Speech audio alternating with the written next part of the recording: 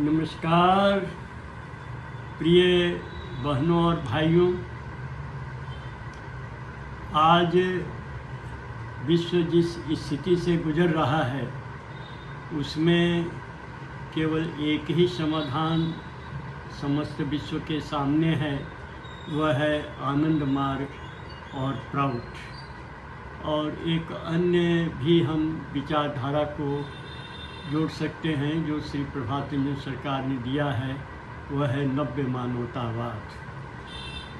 और उन्होंने श्री सरकार ने यह भी कहा है कि आनंद मार्ग को अगर हम पक्षी समझ लें तो इसके दो डैने जो हैं जिनसे यह पक्षी उड़ता है वे हैं प्राउड और नव्य मानवतावाद। तो जिस तरह स्थिति दुनिया की बन रही है, लग रहा है कि तीसरा विश्व युद्ध न शुरू हो जाए, क्योंकि जिस वक्त रूस और अमेरिका ये दोनों युद्ध में कूद जाते हैं तो निश्चित रूप से विश्व युद्ध अवश्य होगा, क्योंकि रूस के पक्षधर जो हैं, उसके मानने वाले, उसके प्रति सहानुभूति रखने वाले उसकी तरफ से लड़ेंगे और अमेरिका के जो पक्षधर हैं वो उसकी तरफ से लड़ेंगे। और ये तो निश्चित ही है कि लड़ाई पहले रूस यूक्रेन में हुई, उसके बाद फिर इजराइल हमास के बीच में हुआ। जो गाजा पट्टी में जो हमास के लोग थे उनको समस्त जड़ से ख़त्म करने का इजराइल ने ऐलान किया, लेकिन जो अभी तक हो नहीं सका। परिणाम यह है कि युद्ध का दायरा बढ़ता गया और अमेरिका ईरान भी इसमें प्रवेश कर गया है और तुर्की भी आ गया है। तो इसीलिए विश्व युद्ध का खतरा हमेशा विश्व के ऊपर मंडरा रहा है। लेकिन विश्व के जितने भी राजनेता हैं, जितने भी विश्व के शुभ चिंतक हैं, मानवता के जितने भी हामी भरने वाले हैं, उनके सामने कोई रास्ता नज़र नहीं आता है, क्योंकि अगर होता तो ये स्थिति ही क्यों आती।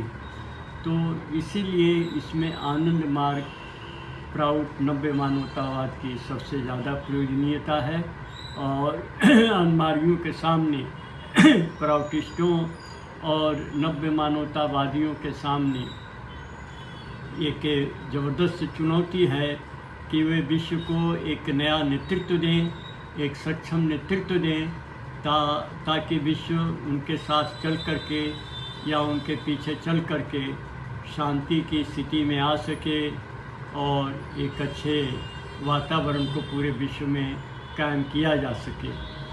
तो इसीलिए अभी मैं विश्व भ्रातृत्व पर ही कुछ शब्द कहूँगा कि विश्व भ्रातृत्व कैसे आ सकता है। तो सबसे पहले तो ये जानने की ज़रूरत है कि विश्व भ्रातृत्व या विश्व मानवता, इसको एक करने के लिए जो सबसे ज़रूरी चीज़ है कि एक भावात्मक, एक भावावेग, भावना जिससे जुड़ी हुई हो, ऐसा कोई लक्ष्य होना चाहिए। अगर वह लक्ष्य नहीं है, अगर एक लक्ष्य नहीं है, अनेक लक्ष्य हैं, तो कभी भी एकता संभव नहीं है। इसीलिए एक सेंटिमेंटल लीगेसी जिसको कहते हैं हम, ऐतिह्य है कि जो हमारे सामने एक लक्ष्य के रूप में वर्तमान हो, इसकी सबसे ज़बरदस्त आवश्यकता है। तो इतना तो अवश्य है कि जो आस्तिक हैं, ईश्वर को मानते हैं, चाहे जिस रूप में भी मानते हों, कोई खुदा कहता है, कोई अल्लाह कहता है, कोई गॉड कहता है, कोई ईश्वर कहता है, भगवान कहता है, परमेश्वर कहता है, तरह तरह से नाम परमात्मा को लोगों ने दिया है। लेकिन मूल बात यही है कि वह सत्ता एक है, परम और चरम है, उससे ऊपर या उससे नीचे कोई चीज़ नहीं है। वह बिगर दैन द बिगेस्ट और स्मॉलर दैन द स्मॉलेस्ट है, इसलिए वह सर्वव्यापी है। उसी को शास्त्रों में, वेद और उपनिषद में ब्रह्म कहा गया है।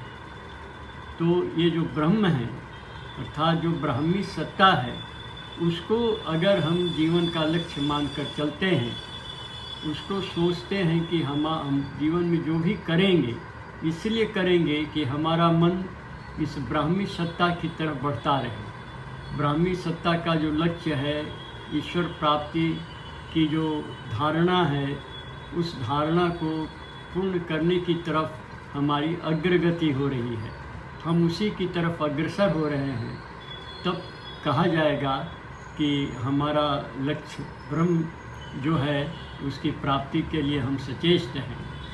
तो इसीलिए यह जो एक लक्ष्य है ब्रह्म या परम सत्ता, परमेश्वर, जो भी नाम दे इसका, वे दो नहीं हो सकते। दो होने का मतलब फिर वो सीमा में आ गए। तो जो चीज़ सीमित है, तो हमारा लक्ष्य इसलिए नहीं हो सकता है कि मनुष्य दुख से मुक्ति पाना चाहता है, और दुख से मुक्ति कुछ चीज़ों के द्वारा, जैसे रुपये पैसे के द्वारा, अन्न जल के द्वारा, खेत खलिहान के द्वारा जो मनुष्य को सुख मिलता है वो थोड़े समय के लिए होता है, वो अस्थाई नहीं होता है, क्षण अस्थाई होता है। इसीलिए जो आत्यंतिकी निवृत्ति है, जो हमेशा के लिए दुख से मुक्ति है, वो केवल परमार्थ से होता है। परमार्थ इसका मतलब कि हमको फिर और किसी चीज़ की चाह नहीं रह गई। लेकिन जब हम एक सीमित सत्ता को जीवन का लक्ष्य बनाते हैं, अगर हम ये मान कर चलें कि परमात्मा दो हैं, खुदा अल्लाह गॉड दो हैं, तो निश्चित रूप से मन जिससे जुड़ा हुआ है चाहेगा कि इसका और विस्तार हो और हम और आगे की तरफ बढ़ें। तो इसीलिए जो भी खंड सत्ता होगी वह मनुष्य का लक्ष्य नहीं हो सकती है। उससे थोड़ी देर तृप्ति मिलेगी, थोड़ी देर मन को शांति रहेगी, लेकिन फिर मन अशांत हो जाएगा, फिर मन में कोई न कोई दुख आ जाएगा। लेकिन ये जो ब्रह्म है, जो ब्राह्मी सत्ता है, ये अनंत है। अनंत का मतलब कि इनका न तो शुरुआत है, न मध्य है, न अंत है, ये हर जगह है। तो जो हर जगह है, हर काल में है, हर स्थिति में है, हर स्थान पर है, उसको अगर जीवन का लक्ष्य बनाते हैं तो निश्चित रूप से मनुष्य को आत्यंतिकी निवृत्ति होगी, उसको दुखों से हमेशा के लिए मुक्ति मिल जाएगी। तो ये इसी को कहते हैं, इस विद्या को, इस कला कौशल को, कि जो अनंत को अनुभव करने की, अनंत को पाने की जो चेष्टा है, उसी को कहते हैं आध्यात्मिकता, स्पिरिचुअलिटी। तो स्पिरिचुअलिटी या ईश्वर विश्वास, ईश्वर निष्ठा, अगर दूसरे शब्दों में कहें तो यह कोई अंधविश्वास नहीं है, कोई भाव जड़ता नहीं है कि हमारी भावना वहाँ जड़ हो गई, आगे हम जानते नहीं हैं, इसलिए हमने मान लिया कि कुछ होगा जिसको परमात्मा कहते हैं, जो हमको मदद कर सकता है। और लोग उनको गुहार भी लगाते हैं जब कोई कष्ट में है, परेशानी में है, डॉक्टर हिम्मत हार गया, दवाइयाँ काम नहीं कर रही हैं, तो लोग कहते हैं प्रभु तुम हमारे रोग का निवारण कर दो, हमारी स्थिति को संवार दो, हम सुखी हो जाएं। तो परमात्मा इस तरह की चीज़ नहीं है कि जिनको एक मजबूरी में या सब कुछ मिट जाने पर कोई सहारा नहीं मिलता है तभी पुकारा जाए, अवश्य पुकारा जाए, उससे कोई आपत्ति नहीं है। लेकिन वो सत्ता इसी के लिए केवल है, ऐसा सोचना बहुत बड़ी भ्रांति है। और जितनी भी भाव जड़ताएँ हैं, अंधविश्वास हैं, कुसंस्कार हैं, इसी पर टिके हुए हैं। कि कोई किसी ने किसी पत्थर पर टीका कर दिया तो उसके बाद वो पूजने लग गए उसके, कोई किसी पेड़ पर अच्छा धूप दीपक चढ़ा दिया तो लोग उसकी पूजा करने शुरू कर दिए। तो इस तरह की भूत प्रेत की या जड़ जगत की, पेड़ पौधों की, पत्थरों की, मूर्तियों की या अन्य प्रकार के किसी भी तरह की जो प्रार्थनाएं हैं, जो अर्चनाएं हैं, वे वास्तविक आध्यात्मिकता नहीं है। यह जरूर है कि उनको एक परम सत्ता में, एक ईश्वर में, एक सब दुखों के निवारण करने वाली सत्ता है, इसमें एक विश्वास है लोगों का। लेकिन उनकी जो प्राप्ति है, उनकी जो अनुभूति है, वो इन तरीक़ों से नहीं हो सकती है कि वो अच्छा धूप दीपक चंदन चढ़ा दिया और कुछ नाम कुछ मंत्र जप लिए और बस काम हो गया। ये जो ब्राह्मी सत्ता है ये हर तरह के भाव जड़ता, हर तरह की संकीर्णता से, हर तरह के स्वार्थ से ये रहित हैं। इसलिए इनको पाने के लिए मन को भी वैसा ही बनाना पड़ेगा। तो मन को वैसा बनाने के लिए जैसा मनुष्य के मन का स्वभाव है कि यादृशी भावना जस्य सिद्धिर्भवति तादृशी, माने as you think so you become, जैसा मन में सोचेंगे वैसा बन जाएंगे। जैसे किसी व्यक्ति ने कभी भूत प्रेत के बारे में नहीं सुना है, चुड़ैल डाइन या इस तरह की बातें, कोई जादू टोना, इस सब के बारे में किसी को मालूम नहीं है, कुछ नहीं जानता है। रात को 12 बजे वो कोई सुनसान जगह से अकेले जा रहा है तो उसको ऐसे अज्ञात शक्ति का भय मालूम होगा, लेकिन ऐसा कुछ नहीं होगा कि कोई भूत आ गया, कोई चुड़ैल आ गई और कोई इस तरह की सत्ता आ गई और हमको परेशान करने लगी। इस तरह का कुछ मन में नहीं आएगा। थोड़ा ऐसे मन के भीतर जो भय रहता है थोड़ा होगा कि अकेला हूँ, कोई नहीं है साथ में, कहीं चोर डाकू ना आ जाए, कोई बदमाश ना आ जाए और हमें परेशान करे। लेकिन भूत प्रेत का कोई भाव नहीं आएगा, क्योंकि भूत प्रेत ऐसी कोई चीज़ है नहीं वास्तव में। ये मन के ही सारे खेल हैं और मनोवैज्ञानिक भी इस बात को स्वीकार करते हैं। तो लेकिन जो व्यक्ति कथा कहानी सुना है भूत प्रेत के बारे में, जिसने सुना है कि किस तरह से ओझा लोग आके झाड़ते हैं, किस तरह से भूत प्रेत लोगों को परेशान करता है, इस तरह की कई कहानियाँ जो हमारे भारतवर्ष में तो निश्चित प्रचलित है और भारत के बाहर के देशों में भी प्रचलित है, ब्लैक मैजिक जिसको कहते हैं। तो इस तरह की काला जादू वाली चीज़ें नहीं है।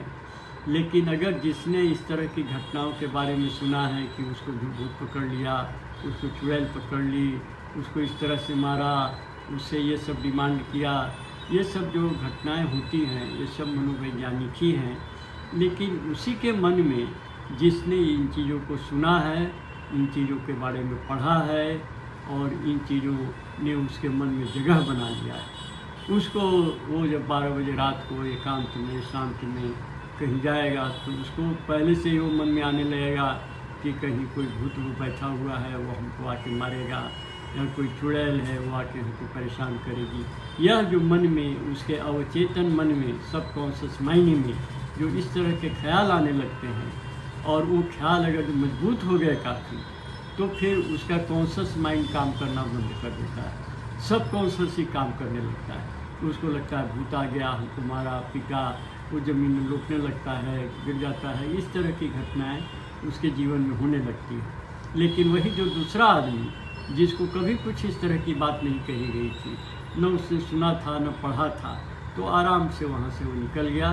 थोड़ा भय लगा उसको कि कहीं अकेले में हूँ, चोर डाकू ना आ जाएं, हमारे साथ मारा पीटी छीना झपटी न करें।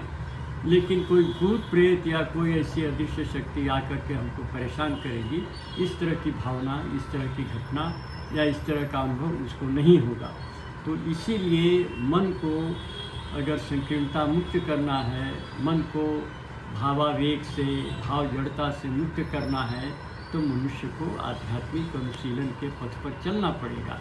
आध्यात्मिक साधना उसे करनी पड़ेगी और आध्यात्मिक साधना करने का मतलब ही है कि एक तरफ मन उस ब्राह्मी सत्ता की तरफ चलेगा, जो एक कौशल है, एक वैज्ञानिक विधि है, मानसिक आध्यात्मिक विधि है मन को उधर परम सत्ता की तरफ ले जाने का। और दूसरी तरफ उसको इन भाव जड़ताओं से लड़ना पड़ेगा। ये बीच बीच में आकर के मनुष्य को परेशान करती रहेंगी। मन की संकीर्णता, स्वार्थपरता, भूत प्रेत, स्वर्ग नरक, इस तरह की चीज़ें उसके मन में बार बार आती रहेंगी और उसको लड़ना पड़ेगा, संग्राम करना है। ऐसा कुछ नहीं है, मेरे को भूत प्रेत कुछ नहीं करेगा, स्वर्ग नरक जो भी है सब यही है, कहीं 7वें आसमान पर या 6ठे या 5वें आसमान पर नहीं है। तो आध्यात्मिक साधना भी करनी होगी और ये कुछ संस्कार जो हैं उनके विरुद्ध, अंधविश्वास के विरुद्ध उसको संग्राम भी करना पड़ेगा। जब ये दोनों चीज़ होगी तो उसका मन ब्राह्मी सत्ता की तरफ अग्रसर होगा, चलेगा और मन उसका विस्तृत और हर तरह के अशांति वाले तत्वों से मुक्त हो जाएगा और वो व्यक्ति आध्यात्मिक स्थिति में पहुंच जाएगा। इसलिए आध्यात्मिकता पहली आवश्यकता है। अगर हम विश्व भ्रातृत्व को स्थापना करना चाहते हैं, अगर हम चाहते हैं कि समस्त विश्व एक परिवार हो जाए, सब विश्व के लोग एक दूसरे को प्यार करें, अपने परिवार के सदस्य की तरह करें, समझें कि ये हमारे परिवार के लोग हैं, तो निश्चित रूप से इस स्थिति को पाया जा सकता है। आनंद मार्ग में इस ब्राह्मी आदर्श को ही सामने रखा है, विश्व भ्रातृत्व को सामने रखा है, जिसमें कोई राजनीतिक स्वार्थ नहीं, कोई आर्थिक स्वार्थ नहीं, किसी तरह की स्वार्थपरता नहीं, केवल एकमात्र समस्त विश्व के साथ आध्यात्मिक प्रेम, आंतरिक प्रेम, अंतरात्मा से प्रेम कि कोई दुखी नहीं हो, सभी सुखी हो। इस तरह की भावधारा ही उसके मन में चलती रहेगी और इसी के लिए हम लोग लगे हुए हैं। हम सबको लगना है ताकि हम वास्तव में आध्यात्मिक बन करके इस तरह के हम परिवेश को, इस तरह के हम समाज की रचना कर सकें। नमस्कार।